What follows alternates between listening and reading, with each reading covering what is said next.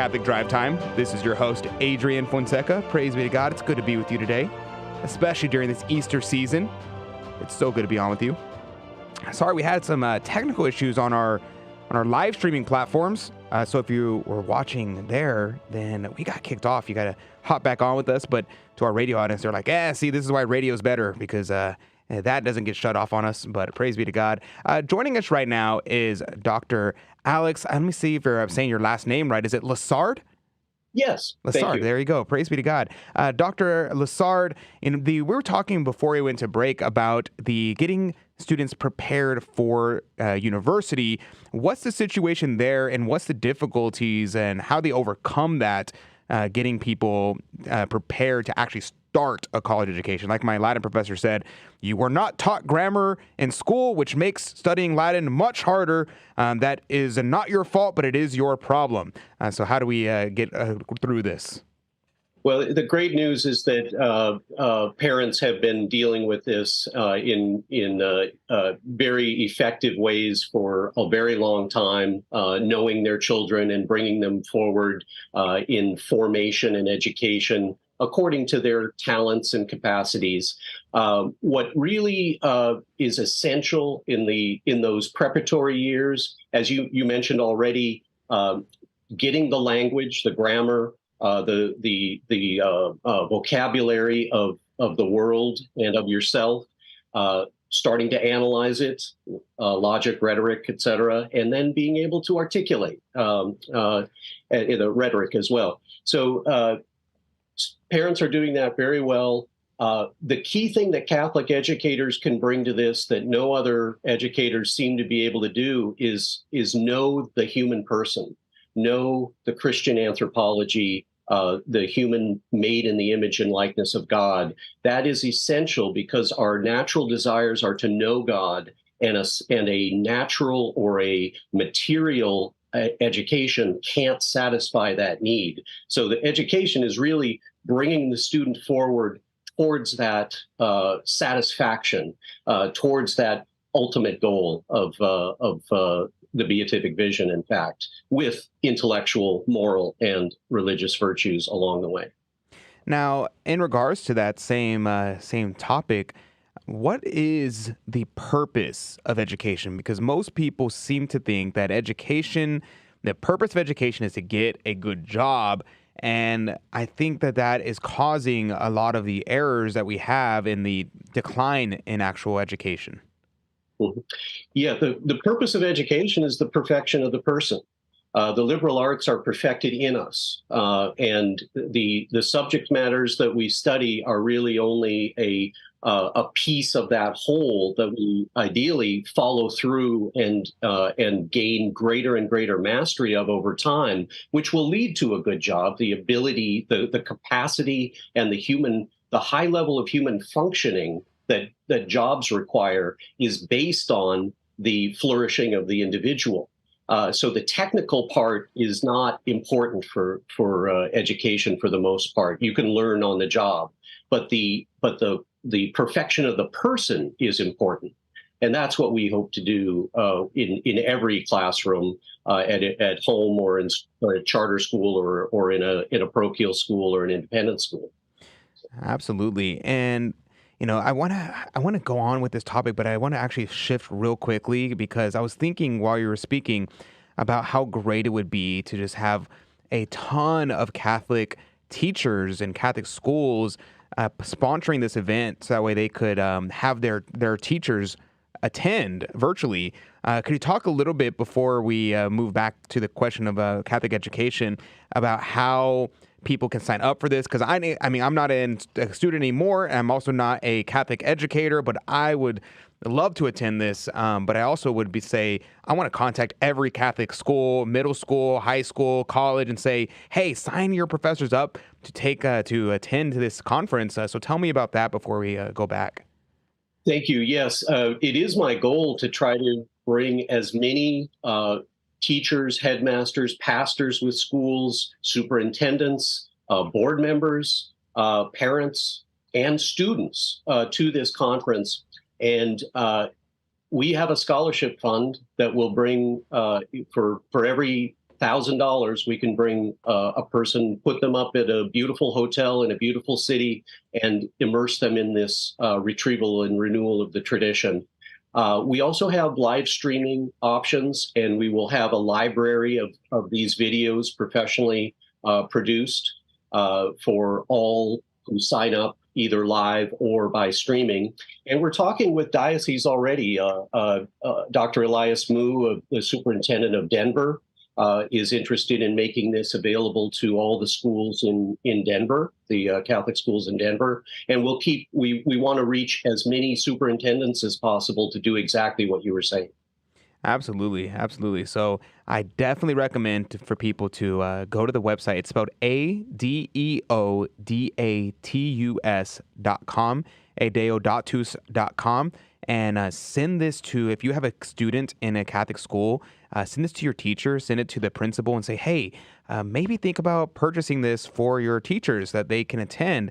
And this would be a benefit to them, and it would also be a benefit to your kids. I know so without having to know anything else, just because of the lineup of speakers. I'm just blown away by that. But let's go back to talking about the topic that I kind of just derailed us from, because I just got super excited. So many good things here. Thank you. Absolutely, absolutely. So Catholic, the tradition of Catholic education, one thing that is concerning, we talked a second ago about Catholic education in terms of its versus utility versus the liberal arts. Now, the word liberal has taken on a very negative connotation. So people hear liberal arts and they don't quite understand what is meant by that.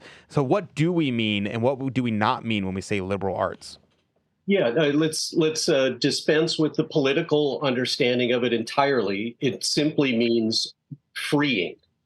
So the liberal arts free us to be the creatures in the image of our Creator that we're meant to be. And we don't start off. We start off in a world with a darkened intellect and a weakened will through original sin. But by grace, and then by the human cooperation with supernatural help, we reapproach that paradisal state that our progenitors were created in. So we have this orientation naturally, but we have some obstacles. And education is the path through those obstacles, along with the sacraments and the membership in the body of Christ, to reapproach, to be lifted back into that communion with God. Absolutely. That's a very beautiful way to think about it. And especially, it's like we think of, it's kind of a distorted idea of freedom, where it's like, oh, I'm liberated. I can do whatever I want. But St. Thomas would say the opposite and say, no, you are free to do the good. And the liberal arts should ideally direct us to that. And to that exact point of freedom, one of the problems that I have with the university system, because personally, I would love to go back to school and get my master's in Thomistic Studies. I graduated from the University of St. Thomas, and I'd love to go back there and do their Center for Thomistic Studies program. But the big problem is the liberal arts is meant to free us, yet 99% of the time, the universities enslave us to debt.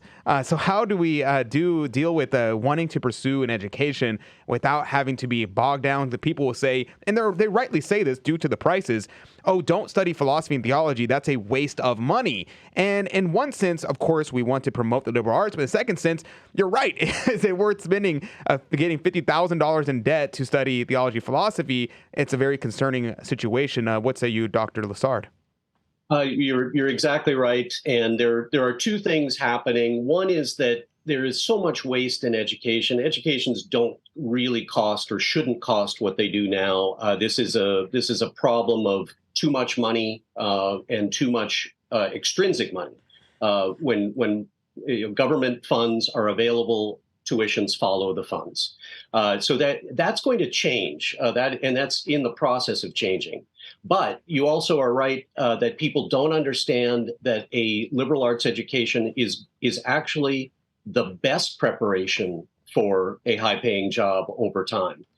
So we have to do better at that. And I have a project with a professor at Emmitsburg where he's already done a lot of work on this to to bring to employers and businesses the evidence that human functioning is tied to a good education, this type of education, not a technical education. Hi, John. Sorry. This is Tito again. I was curious to know, I know during the pandemic, which lasted roughly a year or 2 years, that Catholic schools, especially colleges, experienced a phenomenal growth. And I don't mean a small bump. It was phenomenal. And I was curious to know, it's kind of settled down a bit, but the numbers are still slightly higher than they were before the pandemic. Do you see a future for schools like Thomas Aquinas in Christendom and others that are faithful to the magisterial teachings of the Church? Do you see a future where they will continue to grow, maybe even grow extraordinarily?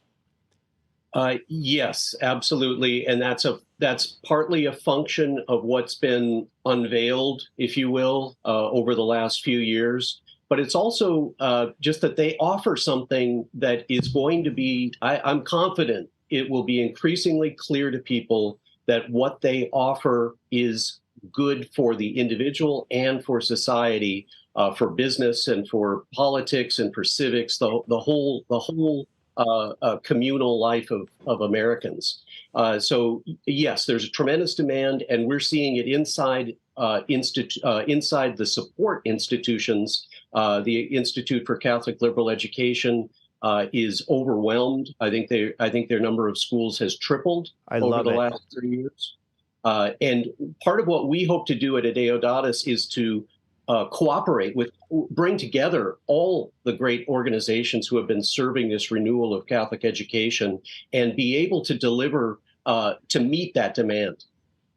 Amen. Amen. Dr. Lessard, we're just about out of time. Last question with the little time we have left. How can people learn more information about this? Who can they contact? All that information, provide that now. We're just about at the end of the episode, the end of the show. Excellent. Thank you so much. Well, we're 100% volunteer organization. We are putting on a very beautiful and expensive conference. So any donations are great. www.adeodatus.com. I'm Alex at adeodatus.com. We appreciate all your help and support and prayers for the success of this conference. Absolutely, absolutely. And feel free to let me know if any of your professors would like to come on. I would be happy to talk to them. It would be a great time. But that's going to do it for our first hour Catholic Drive Time. When we come back, we're going to have Dave Palmer on to talk about Friedrich Nietzsche. When we come back, all this and more. It is here where you'll find the best marriage counselor, greatest healer, wisest teacher, and closest friend. It's a place where you'll escape the chaos of the world and find the lasting peace that only comes from God.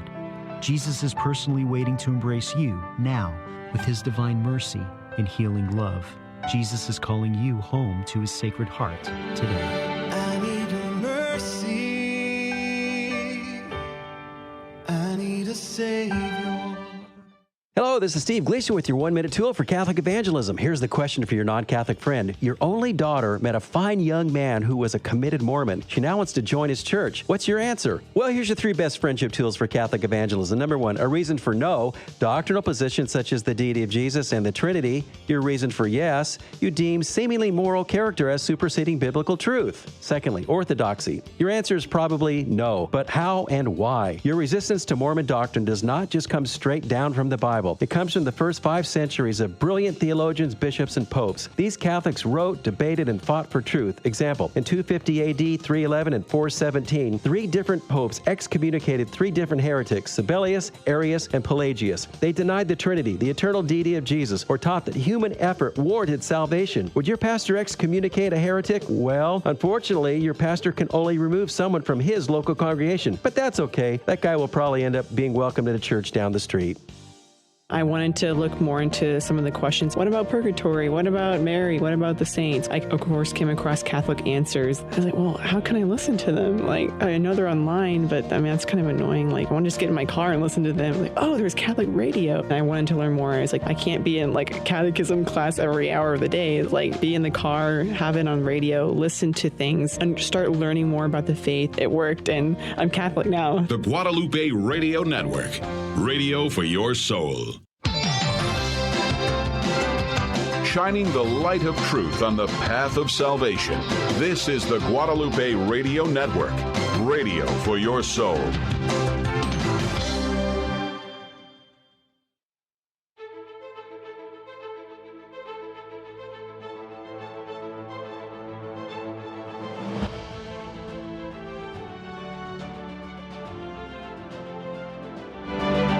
And welcome back to Catholic Drive Time. This is your host, Adrian Fonseca. It's so good to be on with you today. Praise be to God. I'm happy to be here. And, you know, I just love the topic of Catholic education. I just love it. It's such a good topic. And I'm so glad that we were able to have that conversation today.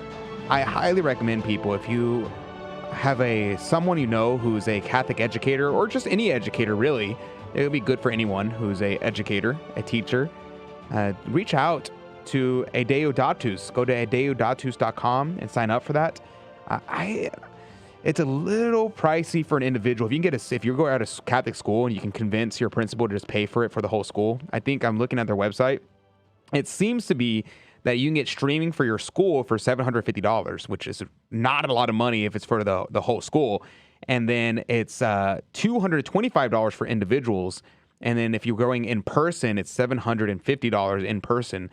I honestly, $225, I may do it. I may sign up for this because it looks like a blast. It's pretty great. And so I would recommend that to anybody. Go to adeodatus.com. That's spelled ADEODATUS.com. But joining us right now via phone and Zoom is Dave Palmer with Back to the Father. Good morning to you, Dave. Good morning, Adrian. How you doing? Praise be to God. I'm doing so well today. It's a beautiful day to be on Catholic Radio, and it's good for you to be here as well. Now, before we get jumping into our topic today, Dave, the Catholic education, what a wonderful topic, and I am so excited about this. They have Dr. Edward Fazer going to be speaking here. They have Dale Alquist, Father Robert Spencer. They have Father Sebastian Walsh. They have Dr. Michael Foley, and so much more coming to this conference. Are you interested in signing up for this at all? Well, the more you talk about it, the more I think I am, you know. I think you and I need to take it together. Now, as you're talking about all those folks that are going to be at the conference and said, oh, that's only a partial list, and pretty impressive. No, it sounds very intriguing for sure. Yeah, maybe we try to twist the arm of the GRN and say, hey, can y'all pay for this for us? Yes. Yes. I think you already have done that because we're live on the radio. So Well, good morning to you, Dave. The topic at hand, we're talking about Friedrich Nietzsche. That's what's going to be the topic of Back to the Father this week, which I was like, when you mentioned it, I was like, that's an interesting topic. That's very fascinating. So what made you think we're going to talk Friedrich Nietzsche on Back to the Father today? Well, I will say that the Back to the Father is going to be back on the air, well, I should say on the social media sites today beginning 1 o'clock Central Time. Friedrich Nietzsche is going to be one of the segments of the show. The show is focused on something that I know you and I have a great love for, and that's the teaching of St. Thomas Aquinas. And so I want every week to also focus on another one of the what I call the errant philosophers in most cases. And the reason I chose Nietzsche for the first show back is I actually am very intrigued by Nietzsche, and I feel sorry for him because he had such a love for the human person, and he had so much hope for the human person, but strictly on a temporal basis, and he wanted to lift up the Superman. And I think he also was a person that dealt with a lot of sorrow. His father died when he was about 5 years old, and his father was a Lutheran minister. And I really think, and I'd have to do a little bit more research on this, that Nietzsche was very intrigued with Christianity. But I think there are things that happened in his young life that turned him against the faith, and he ended up being anti-Christian and an atheist his entire life. But he had some kernels of truth, but he didn't have God. And so that's what we're going to explore, is what happens when you are intrigued with the human person. You see the hope and the promise of the human person, but you don't have God. It all falls flat. Yeah, the interesting thing to me about Friedrich Nietzsche is that the famous quote from Friedrich Nietzsche is, God is dead. But what people fail to realize is the context behind that passage. He says, God is dead and we killed him. But what he means is he doesn't literally think that we killed God because he doesn't believe in God. And so how could you do that? He is more trying to say, hey, look, we have, through scientific advancement, done away with the need of God. And so now we have killed the concept of God because science reigns supreme. And he kind of rose up during the 19th, the early 20th, late 19th century. And it's very interesting to me because prior to this era, you would have been considered crazy for being an atheist. And yet he comes up at a time where atheism is finally considered a serious field of philosophy. What are your thoughts about that? Yeah, we're actually going to show that entire quote that when he said God is dead, and you're right, people misunderstand it. They think that because he's an atheist, he's celebrating the fact that God is dead and we've gotten rid of him, we've killed him. But it's really just the opposite. What he's really doing is he's showing he's worried. He's saying, now that God is out of the picture, now that we've killed him, now that he's gone, what do we have left? I mean, how do we build up a system of morals? How do we, carry on with life? What's the alternative? Because he didn't like nihilism. A lot of these existentialists like Jean-Paul Sartre or Albert Camus just believed that life has absolutely no purpose. And Nietzsche didn't believe that. He believed there was great purpose in man. But now that God's dead, so to speak, in his mind, what do we do with man? And that was his dilemma. So it wasn't a celebration. It was he was confounded. He was confused about what do we do with man now? Yeah, it's very fascinating to me, and I'm excited to hear you talk about that later today. It's at 1 p.m. Is that the normal time, and it's across our social media streams? Yeah, right. It's on all the social media streams that we can think of. I think it's definitely Twitter, YouTube, and Facebook. And Cecil Anderson, our North Texas assistant, is on. And we have a young man named William Kirkendall, who's a high school homeschool student. He comes on and gives the young person's perspective as well. And it's a fun discussion. And we'll kind of introduce again why the Summa and St. Thomas Aquinas is important to study, and kind of what your last guest was saying, Adrian, about the natural orientation we have, and how we're blinded and our will and intellects are darkened, but we still have that desire for greatness. And of course, as Christian Catholics, we believe that is found as being made to the image and likeness of God. And then we'll look at Thomas and also folks like Nietzsche, who had part of it right, but a big part wrong. Yeah, I think that's very interesting. And so I presume, and that it'd be the inverse of this, you're going to talk about Friedrich Nietzsche's idea of God is dead, the idea of the human person, and in the inverse, you're going to talk about what Aquinas had to say about that. Is that probably a fair assumption? Yeah, I like to say that, Nietzsche had this famous term, the Superman, that he talked about, right? And it was his answer to God is dead is that we have to kind of build up this ideal person. He said that man is destined to overcome himself, right? So everything comes from himself. We have to overcome our limitations and become this great Superman. Many people blame Nietzsche for the rise of social nationalism, National Socialism in Germany. His sister actually was a Nazi, but most people don't think that Nietzsche would have been sympathetic to that. But yeah, with Aquinas, of course, everything has to be seen through the lens of our being made to the image and likeness of God. And I actually want to begin the show just talking about the dignity of the human person and how unique we are. There's 8.7 million species of visible creatures living on the earth, and only one of those visible species of creatures can come to know God. That makes us very unique creatures. And I think it's something we need to explore is what does it mean to be a human person? That's what we're going to do. It's interesting. There is a book out and by the OCARMs, the OCDs, the Carmelites, that I read a few years ago. It's a play. The title of the play is Saint Therese of Lisieux, Nietzsche is My Brother. And it was a very interesting concept, an interesting read. It's a very short read too. It's less than 100 pages. You probably can read it in a day. And the thing that's fascinating to me is the Carmelite order always would recognize themselves as kind of like little Dominicans in terms of their theology. And the Dominicans it's very common for Dominicans to have like a Carmelite spirituality. So they're very much intertwined with one another, at least in later days, maybe not early on. However, the thing that's interesting to me about this is St. Therese of Lisieux and Friedrich Nietzsche lived at the same time period. And it seems to me, and especially in reading it, they kind of put that idea in my head. And it seems to me that they both were struggling with this idea of almost a despair of, God is dead. Where St. Therese of Lisieux has this kind of interior darkness of soul, and she, instead of rejecting God and saying God is dead, she flourishes in it and says, no, I'm making my acts of faith, hope, and charity, and I love God, and I will do his will, and I will suffer well.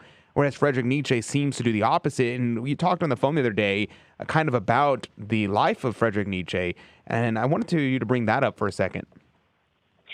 Yeah, Friedrich Nietzsche, in the last 11 years of his life, he went insane, and he basically was not even able. He just lied there, and he was just he had a case of syphilis, and physically and mentally, his life just went downhill. But the last thing that anybody remembers him ever doing was he was out in the streets in Germany, and he saw a man beating his horse, like just mercilessly. And Friedrich Nietzsche ran over to that horse and he hugged it and he said, I understand you. I understand you.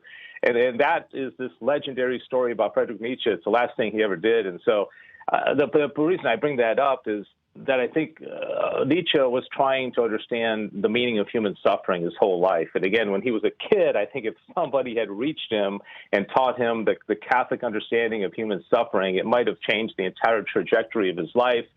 He ended up turning against God, against Christianity, his own upbringing. Again, his father was the Lutheran pastor of his city there in Germany. And so, yeah, you're right. They went different directions, but a whole different orientation. But I think Nietzsche was just trying to figure out why the heck do good people suffer, like my father with a brain tumor when he was 35 years old. I think you're right. It's they come from the same time period, and I think that 19th century is really interesting. Leo XIII wrote Aeterni Patris, the restoration of Christian philosophy, in 1879, and he's trying to figure it out himself. He's saying there's some crazy stuff going on this century, and we need to turn it back to God. Yeah, for sure. I think that's very important. And you say we need to return back to God, and what is the recommendation that he gives in Aeterni Patris? He said in order to return or one might say, in order to go back to the Father, you have to go back to Aquinas first, right? Right, Dave? That's what Leo XIII said. He said, I recommend it for all seminarians, all Catholic schools, all Catholic universities. And unfortunately, I don't know that the church in the last, 30, 40 years officially has been, recommending that strongly enough. I think there is going to be a return, kind of like, your previous guest talking about what he's doing. I think there's definitely a return. And we are oriented towards God, and that's the whole reference to back to the Father. Our journey is, from God and back to God, and that's what back to the Father implies. But yeah, that's what Leo XIII said.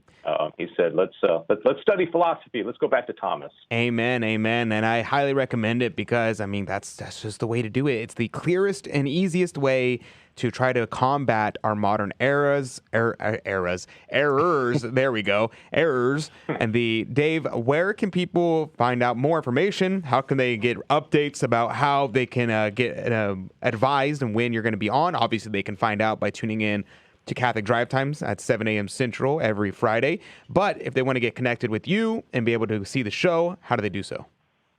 I'd recommend they get on our email list. All they do is email. It's very simple. backtothefather@grnonline.com. backtothefather@grnonline.com. And if they do that, we'll send them 2 emails a week. One at the beginning of the week saying, this is the topic on Friday. And then on Friday, we'll send a link and a reminder to tune in at 1 o'clock Central. Amen, amen. Thank you very much, Dave. God bless you, and have a blessed rest of your good weekend. And I look forward to hearing Back to the Father at 1 o'clock. But that's going to do it. We're going to go into our game show, Fear and Trembling, where you can win prizes. Call now, 877-757-9424, 877-757-9424. Call now. You can be our contestant on Fear and Trembling after this. Ladies and gentlemen, this is your captain speaking. We're currently cruising at 39,000 feet. We'll turn that seatbelt sign off for you and let you move about the cabin. Looks like we'll have you at the gate in plenty of time for you to get to confession before Mass this evening. Wouldn't it be great if everyone regularly went to confession? Why not start today? A friendly suggestion from Guadalupe Radio Network.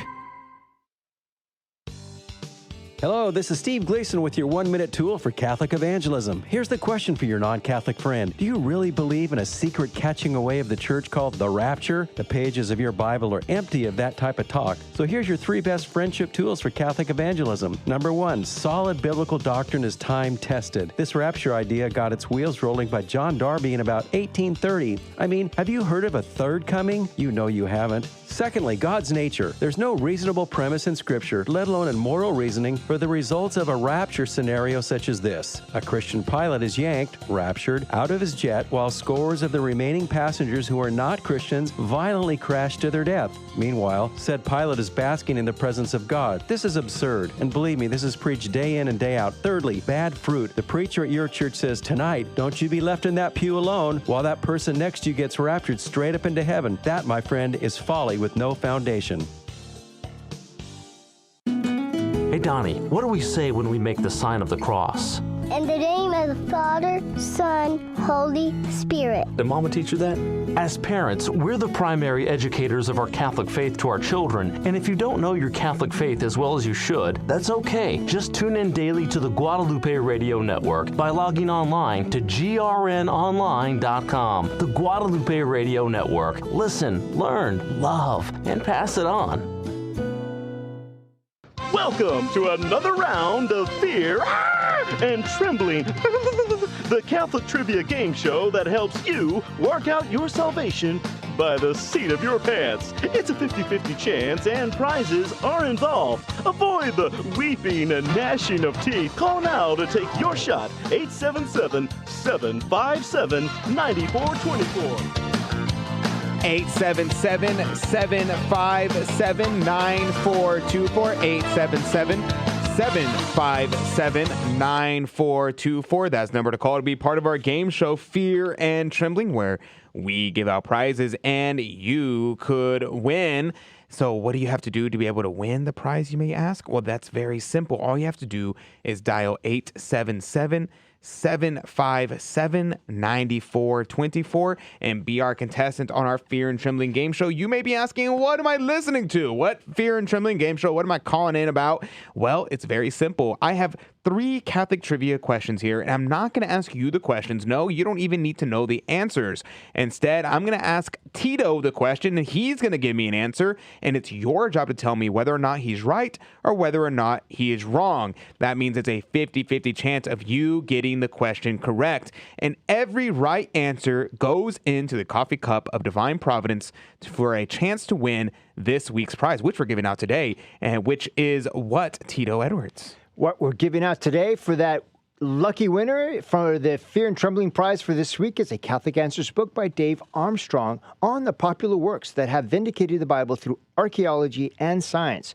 This book is called Word Set in Stone, available now through shop.catholic.com or at a Catholic bookstore near you. Amen. Thank you very much, Catholic Answers, for your generous donation of a sponsorship this week. We very much appreciate that with the book by Dave Armstrong. Praise be to God. We love it. But if you want to be a contestant to get a chance to win this book from Catholic Answers, well, make sure you call in 877-757-9424, 877-757-9424. That's the number to call. We always take our first caller, so make sure that you call in, and whoever is the first caller is our contestant. And I'm going to go look to my right over here, and I'm looking at the phones, and they have not lit up quite yet, which means that if you've never called before, this is your opportunity, because we're going to take the first caller, and that number, 877-757-9424.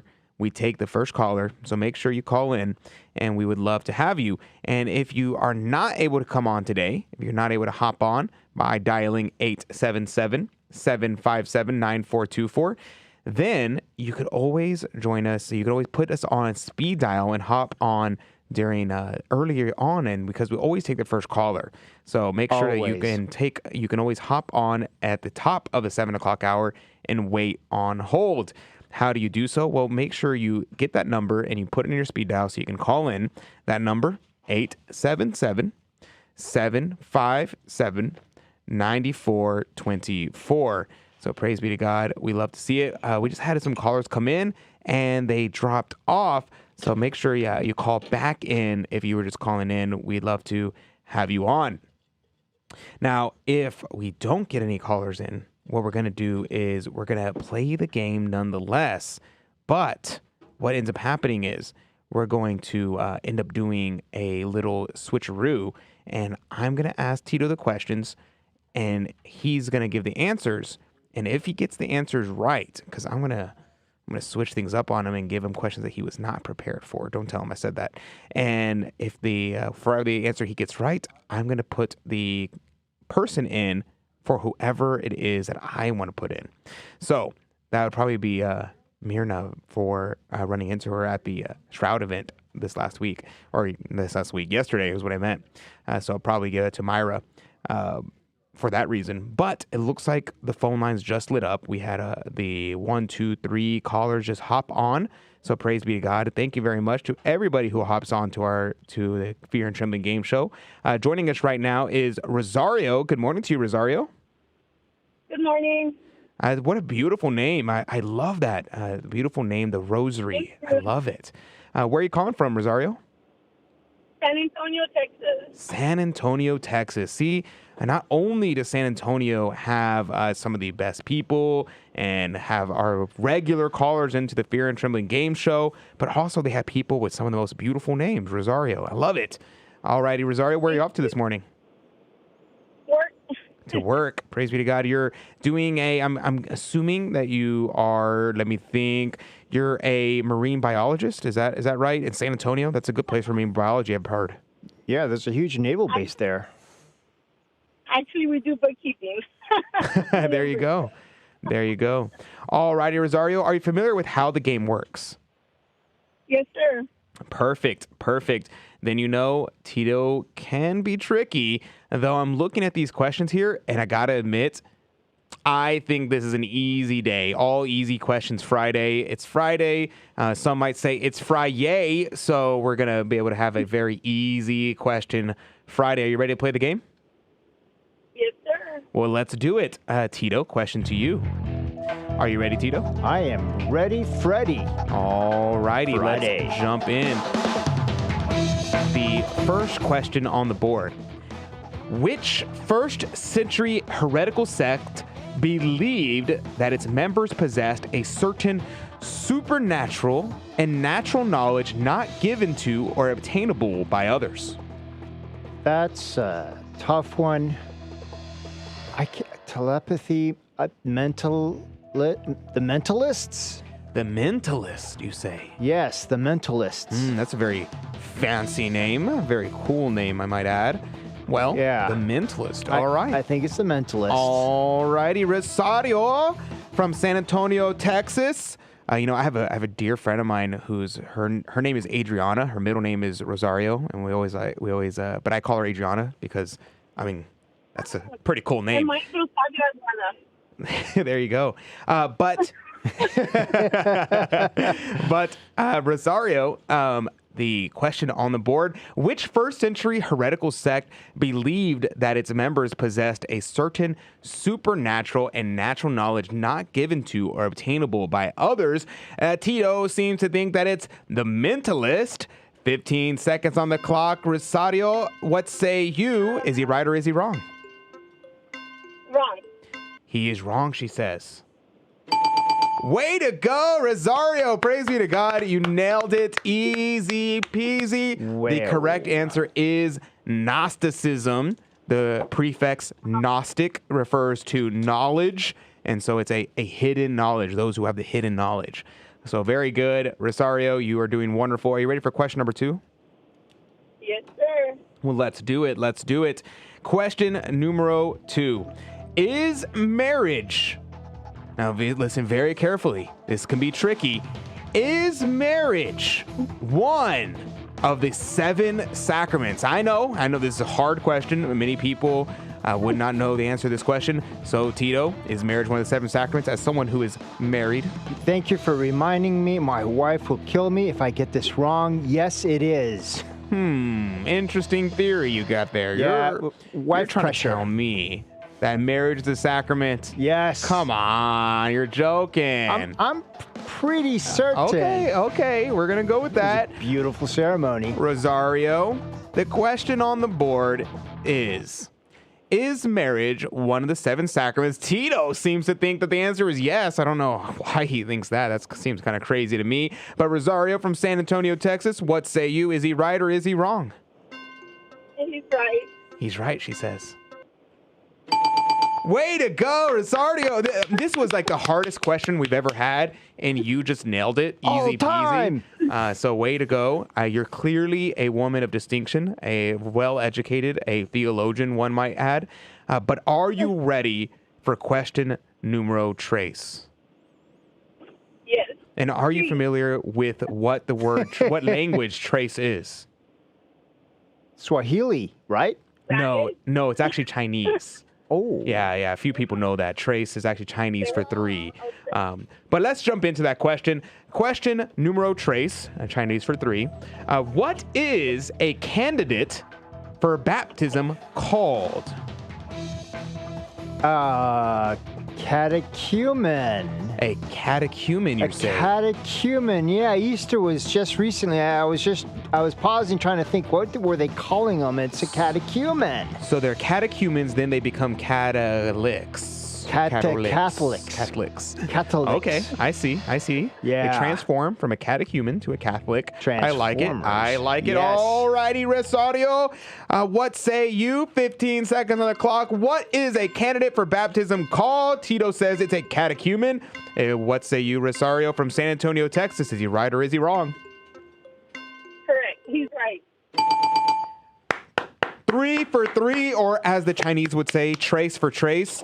You nailed it. It was very easy, very simple for you. So you got your name in the coffee cup of Divine Providence 3 times to win the prize. So right now, Tito is mixing up the names in the coffee cup of Divine Providence. He's going to draw out a name. He's shaking it up real good, and he's going to draw a name, and we'll see whether or not you are the winner, Rosario. The winner is Kim and Tony from the Monday Show. Well, so I will think about this. We'll talk to Kim and Tony because they've won before. So maybe we'll do a second drawing. Behind the scenes, and we will maybe give it to someone else. We'll talk to Kim and Tony first, though. Okay. But thank you very much, Rosario. God bless you. God love you. Thank you for calling in. We love to have our friends from San Antonio on. But have a blessed weekend. You as well. Thank you so much. Absolutely. God bless you. And that's going to do it for today's show. If you want to, you can hop on to our social media streams. You can go onto YouTube, Facebook, Rumble, Odyssey, and we continue streaming for another 30 more minutes of Catholic Drive Time, and we interact with you directly. So whatever it is you want to talk about, we're going to interact with you and read your comments. So make sure you do so. Hop on with us, and we'd love to chat with you, whatever it is you want to talk about. But if not, we'll see you back here Monday morning, 6 a.m. Central, 7 Eastern, across the Guadalupe Radio Network. We have Robert Riley joining us on Monday, talking about his book, Making Gay Okay. All this and more on Catholic Drive Time. Thank you for joining us on Your Catholic Drive Time, where it is our pleasure to keep you informed and inspired. Join us Monday through Friday at the same time, right here on your favorite Catholic radio station. Don't forget to connect with us. Just go to facebook.com/Catholic Drive Time. Again, that's facebook.com/Catholic Drive Time. Be sure to share more than just us today. Share Jesus with everyone you meet. Bye now, and God love you.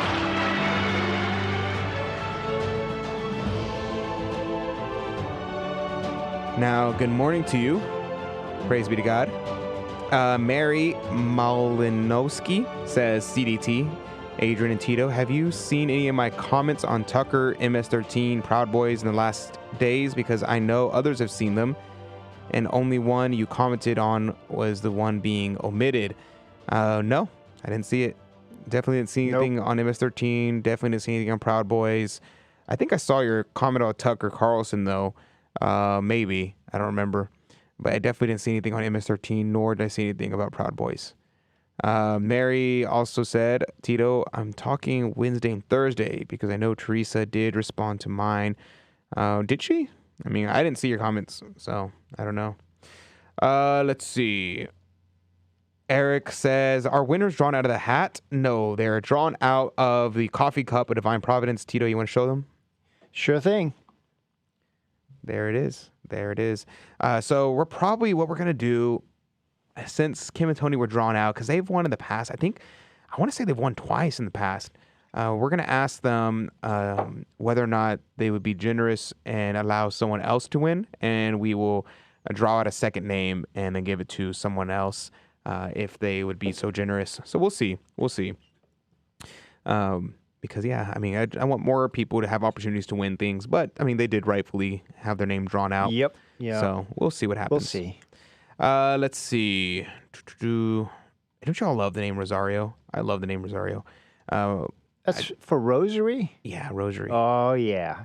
My friend Adriana, her middle name is Rosario, and she goes by Rosario, but I call her Adriana because, I mean, that's like the coolest name ever. So... I harassed her that way, and she's like, no, I go by Rosario, and I'm like, but Adriana is like the second best name you could possibly have, right after Adrian. So, there you go, folks. Let's see. Teresa said, if I'm on a channel that gets nasty comments, I just want to prove them and let another mod choose. I've been trying to find out how to remove myself as a mod. You should just ask them. Just say, hey, can you remove me as a mod? I think they could just right-click and just remove as a mod. I think that's all you have to do. White Wolf said, just like Twitter and Facebook. What are you talking about? Facebook. Yeah, it's a good one. My friend Kaylee commented on, she said, I'm a public school teacher. Can I join? Of course you can. She said, I got my theology degree to be the best homemaker, but I got to pay off this debt. Also got to get married, LOL. Well, there you go, Kaylee. I hope that you're on your way. May I recommend my buddy Joseph? Just saying. She knows what I'm talking about. Anyway, let's see. Teresa said, after my bachelor, they decided this career would also require a nursing degree. What? What do you do, Teresa? Why do you have a nursing degree? Let me see. Did I miss something here? Let's see. I was thinking, nope. Teresa, what are you talking about? What is the context of that comment? I went into work in a new field as a pediatric play therapist in the hospital setting for critical patients. Oh, I see. And then so what's your bachelor degree? Is it education? Interesting. Worked for Head Start and other preschools and a disability aid.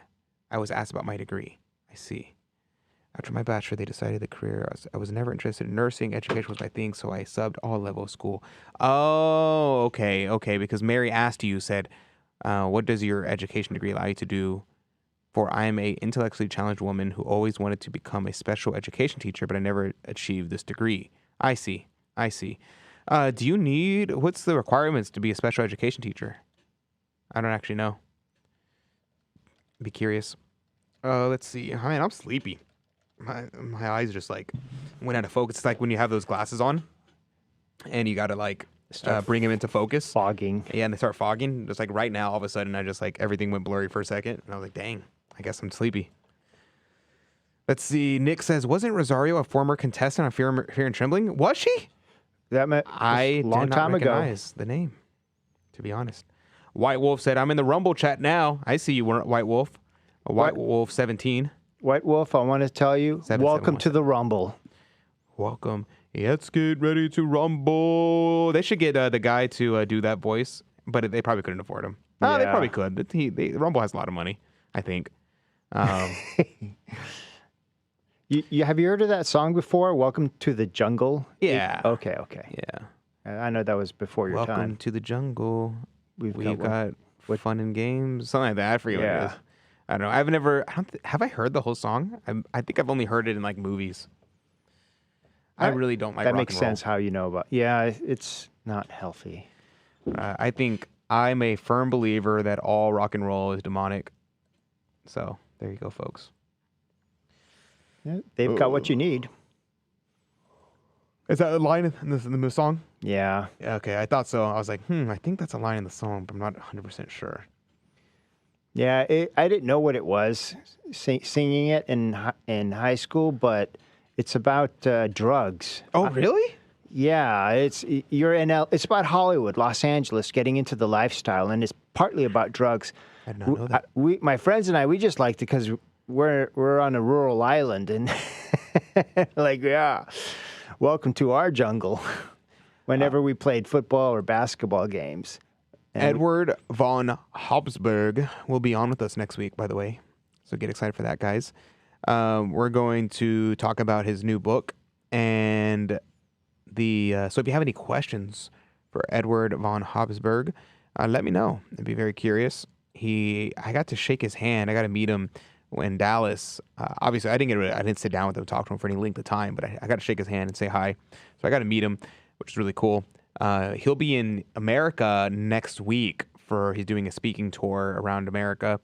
And so I don't know how you can find out where he's going to be, but if you happen to know where he is, because I mean, all his stuff, all his links go back to the Austrian Hungary website about hungary.hu. And I'm like, I want to know where you're going to be, dude. Like if you're coming to Texas, anywhere within like 3 hours, maybe I'll come visit. San Antonio, Dallas. Yeah. Distance. I mean, if it was Dallas, New Orleans. Even as far as Dallas, New Orleans is way too far. I think it's closer than Dallas. No way. Is it really? New Orleans. Let me double check. Let's see. I'm pretty sure New Orleans is like super far. No, it seems super far because it's in another state. New Orleans. In a province of Texas, I mean. Let's see. I'm setting it for just Houston, generally speaking. Not anywhere particular. It is 5.5 hours away. Okay, no. Then it is far. Yeah, Lafayette is not far. Baton Rouge is not too far. It's a little bit further. I think it's like 3 hours. Because I went to New Orleans for an event with the TFP a couple years ago, and I made a pit stop in Lake Charles area. And from there, Sulphur specifically, I went to the Institute of Christ the King in Sulphur.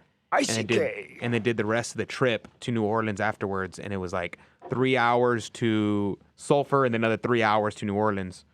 So it's not super far, I guess. It's another hour more than Dallas, I guess. Yeah, Dallas is about 4 hours, depending on traffic. You could probably get there in like 3.5. And where you want to go in Dallas. Dallas has the worst highway system in the state, in the country. The signage, I mean, it's confusing. I don't like Dallas. The signage. In terms of their goodness. traffic. Even Google GPS gets confused. Yeah, so here's my limit. If Edward von Habsburg is within 4 hours, I will come. So that New Orleans is out of the question then. Yeah, New Orleans is too far. Because, I mean, if I was to drive there and back, that'd be 10-hour drive. 8-hour drive is already a lot, but 2 additional hours is a lot. There's this thing called the bus, relatively inexpensive, and they have free Wi-Fi. Yeah, but then you got to rely on their time schedule. Yeah. That's what I like about driving.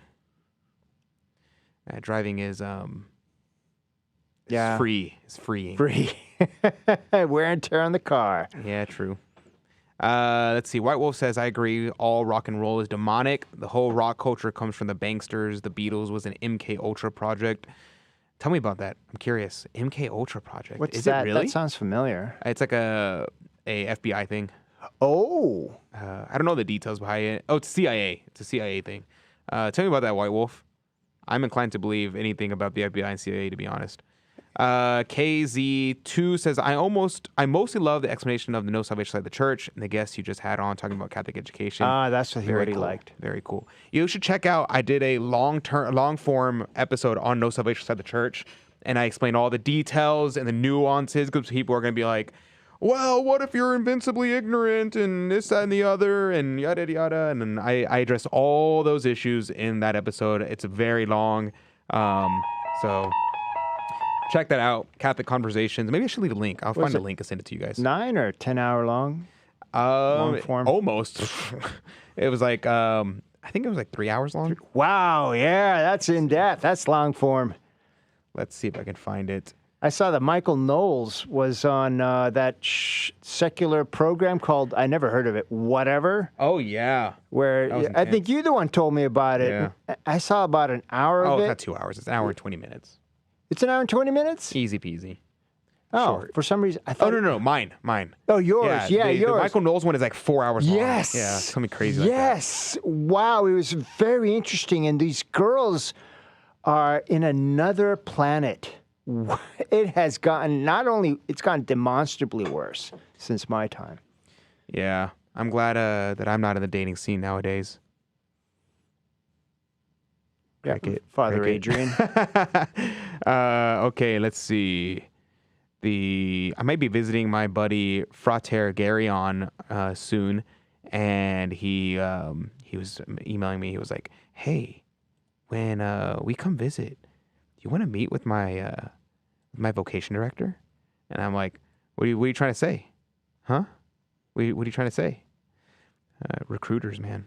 Let's see. Sci-Fi Mike says, I'm quite familiar with the Welcome to the Jungle, but read the lyrics with your head on straight, and it's eye-opening.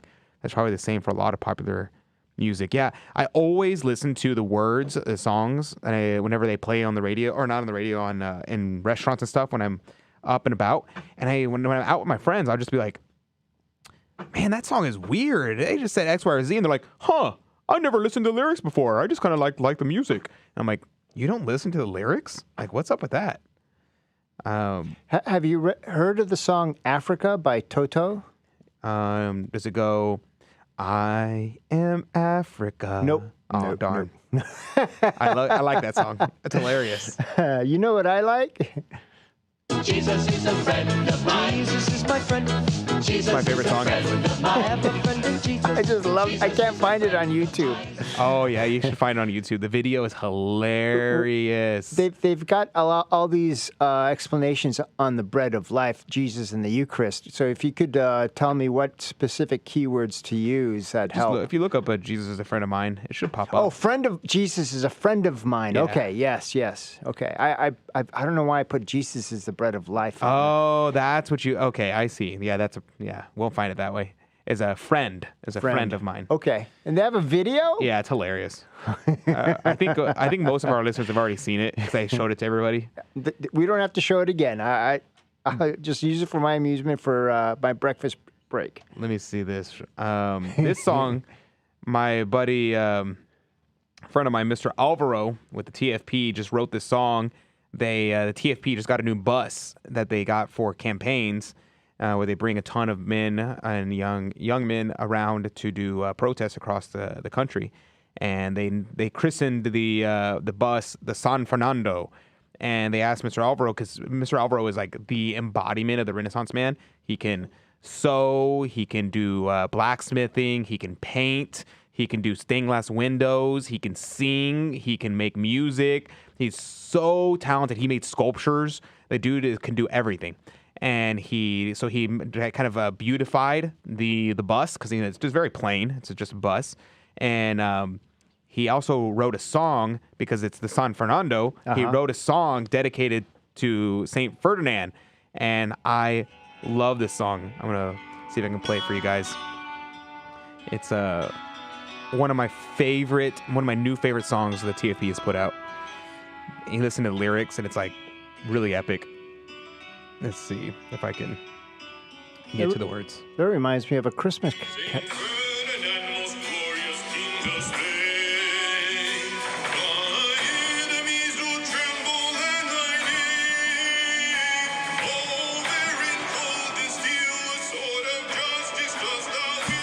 So he says, Saint Ferdinand, most glorious King of Spain, thy enemies do tremble at thy name. O Varon clothed in steel, a sword of justice dost thou wield.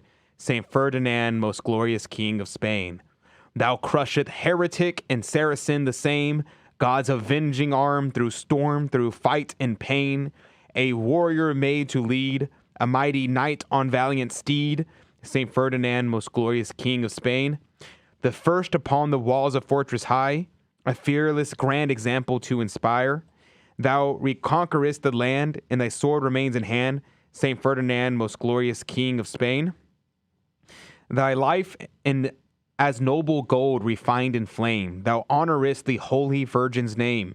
She attentive to thy plea, and obtains thy victory, Saint Ferdinand, most glorious King of Spain. And then, let's see, I think, is that the last verse? No, here's the last verse. And when it came, the end, the final days, on floor and ash and cross form did thou lay, on ground of coldest stone, yet on thee the heavens shone, Saint Ferdinand, most glorious King of Spain.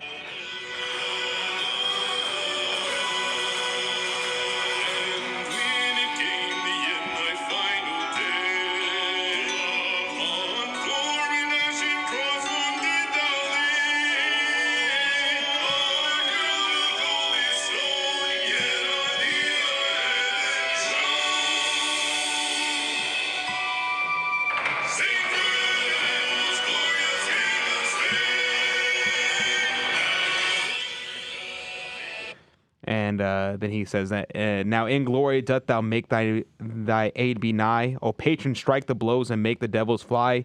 We as vassals call thy name. Through the land do we proclaim Saint Ferdinand, most glorious King of Spain. A beautiful, beautiful song. Highly recommend checking it out. Go to TFP Student Action South, and he uploads a ton of music there. So I love it. It's good stuff. I think, Sci-Fi Mike says, the number of times my wife said, well, you ruined that song for me. Which one? The Jesus is a Friend of Mine or Africa by Toto? I think it just means songs in general. Oh, okay. Like music comes on and they like point out how bad the song is. Like, well, you just ruined that song for me. Mary says, sometimes I redact my comment because they're not completed, and my space bar, erase arrow, and send button are all in the same corner. I don't have the best hand-eye coordination, too. That's okay, Mary. But so far, the last comment I've seen of yours was, Teresa, can you mention your associate's degree is in because I never heard of it, and it sounds like it would have been something to do with special education, but it doesn't. Thanks. That's the last comment I've seen from you. So if you said anything else between that and this one, there's nothing there, just so you know.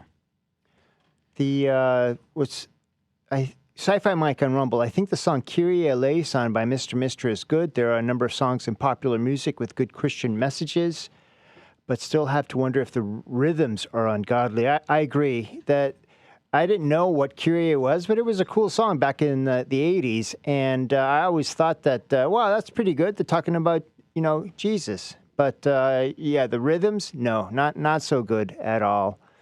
And going on the YouTube, people, Alberto Escar, remember listening to Africa by Toto at a holiday hotel in the 80s in Spain. Let's see. No, not Toto Edwards. It's Tito Edwards. Thank you, Alberto.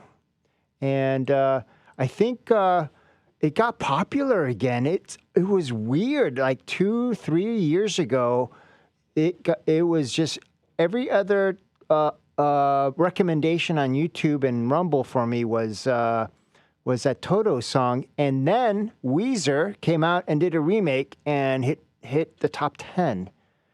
It was crazy with Weird Al Yankovic doing the what do you call that machine he plays with? The accordion? Yeah.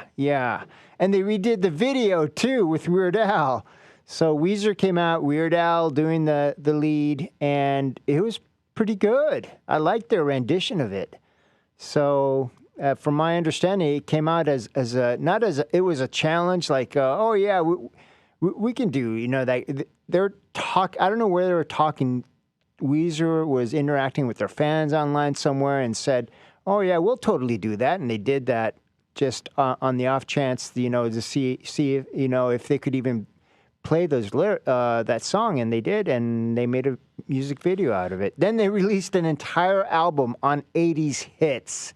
So they also redid, Aha, I can't remember Aha's hit. But anyways, a couple of others. Getting old. Yeah, I was looking up the lyrics of Welcome to Jungle while you were talking. Yeah. And I can totally see how you're saying that it's about drugs. That's totally what I think it is. Yeah, I probably would not have made that connection, but now that it was in my head when I was reading the lyrics, I'm like, oh yeah, that sounds like drugs to me. I think it's the music industry trying to get their music made, and they're going off on a rant and how they have to do all kinds of weird things. The irony of this is that album that was a huge hit internationally, and they finally released a follow-up 30 years later. Complete bomb. Guns N' Roses is the name of the group. Yeah, these guys are all these rock bands, degenerates. Not a fan. Yeah. Let's see. I don't know the song Kyrie that you were talking about earlier. I don't know that one. It's a little interesting. You can look it up on Mr. Kyrie. Yeah, maybe I'll look it up later. Let's see. White Wolf says, the moonlight wings reflect the stars that guide me toward salvation. Stopped an old man along the way, hoping to find some long-forgotten words of ancient melodies. What is that from? Or is that you just make that up yourself? I know I'm not saying anything bad about it. It sounds nice. Is that from somewhere? Let's see. White Wolf said, I hear the drums echoing tonight, but she hears only whispers of some quiet conversation. She's coming in 12:30 flight. That's got to be something, Africa. right? That's the lyrics from Africa. Some of the lyrics were hard to discern, trying to figure out the lyrics. And a few years ago, I came across an explanation. And basically, it was just a bunch of endless stream of consciousness. And they explained that by saying they're talking about doing mission. They remember they're nuns. These guys were Catholics, talking about missionary work in Africa. So it's kind of, sort of, somewhat related to that. So if you listen carefully to the lyrics, you can see where that may have come from. And Alberto, thank you for reminding me. Yes, it's Take On Me by Aha. Oh. And Take on me. I don't know that. I actually don't know the rest of that song. I know that one line. Yeah.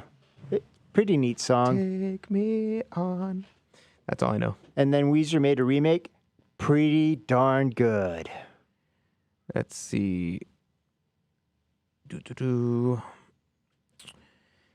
I mean, the song sounds pretty decent. It's gonna take a lot. It's gonna take a lot to take me away from you. There's nothing that 100 men or more could ever do. Bless the rains down in Africa. Gonna take some time to do the things we never had. Well, it doesn't make any sense. Yeah, it doesn't make any sense. Exactly. The other verse sounded nice though. Yeah. Let's see. Phil Collins, In the Air Tonight. That was good.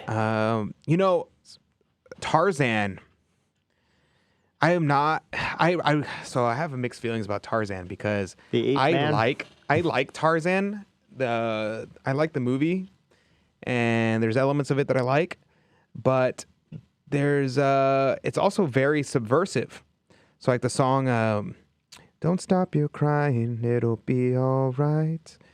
I forget the name of the song. Tarzan made a song? The Disney movie? Oh, okay. No, I didn't watch that. Oh. Yeah, I was an adult. So yeah, that movie probably came out before I was born, right? Tarzan movie release date. There's several. If you're talking about the animation or the live action? The animation. Okay. 1999. So it came out when I was 1.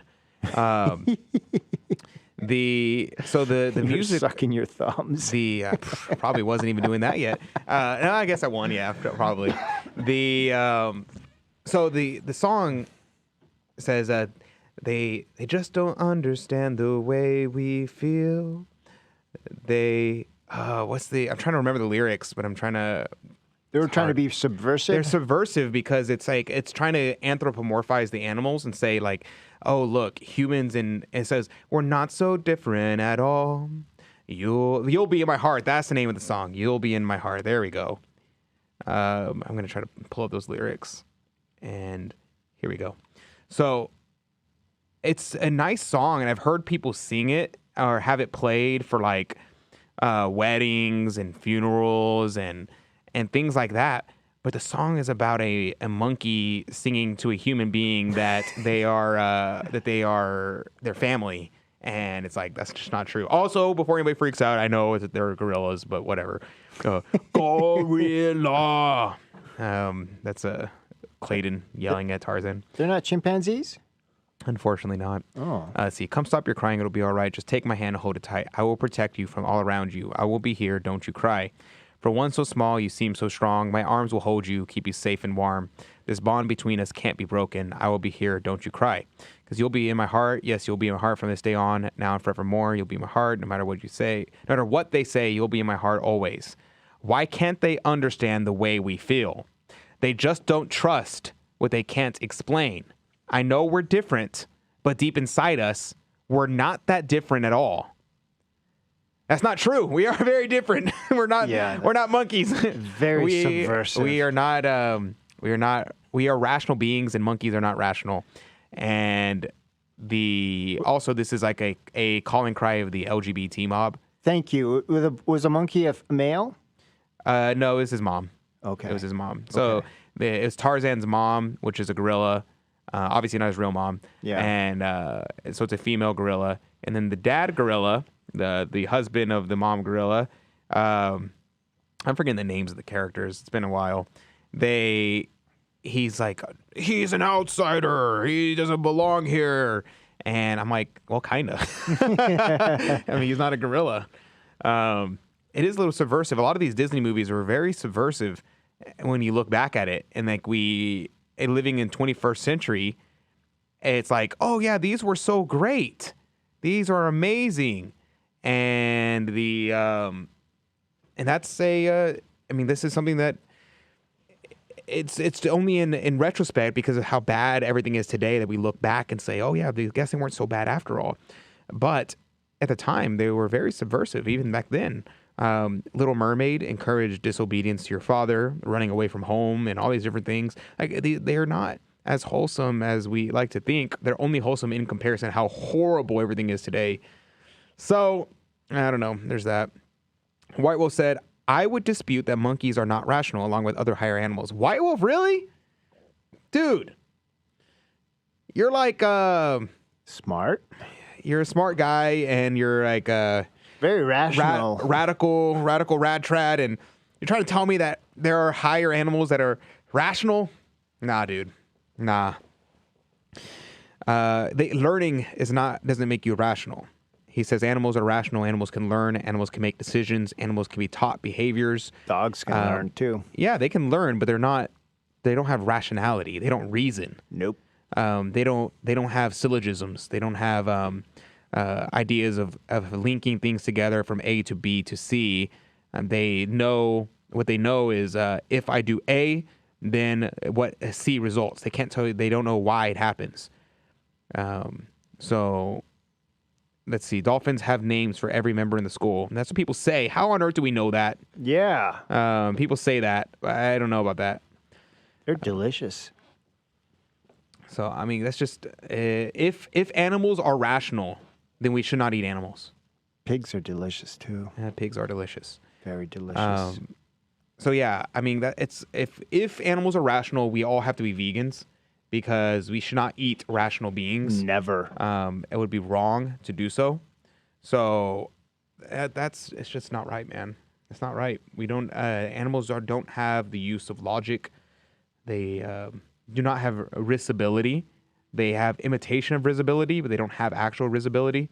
Risibility being the ability to laugh. They simulate laughter, like hyenas and monkeys, things like that. Sometimes they can do integral calculus. White Wolf said, why should we not eat animals if they are rational? Because it's wrong to murder, because it would be murder. If you're killing something that has rationality, they have a rationality would imply an immortal soul, and we can't kill things that have immortal souls. So, Alberto says, I love kid movies. Spent years watching them with my daughters. I love them too. I used to love Disney when I was a kid. I used to love it. But I don't know if I would show my kids Disney or not. I may out of like nostalgia, but I don't know. Maybe the older ones. Anyway, older movies. God bless you guys. We'll see you back on Monday. God bless you. We'll see you then, or we'll interact with you in our private Telegram chat. So make sure you do so. Hop on our email list, so that way we can interact with you. I forgot to plug the email list. I was gonna plug that today, but oh well. Anyway, see you all next week. Thank you for joining us on Your Catholic Drive Time, where it is our pleasure to keep you informed and inspired. Join us Monday through Friday at the same time, right here on your favorite Catholic radio station. Don't forget to connect with us. Just go to facebook.com/Catholic Drive Time. Again,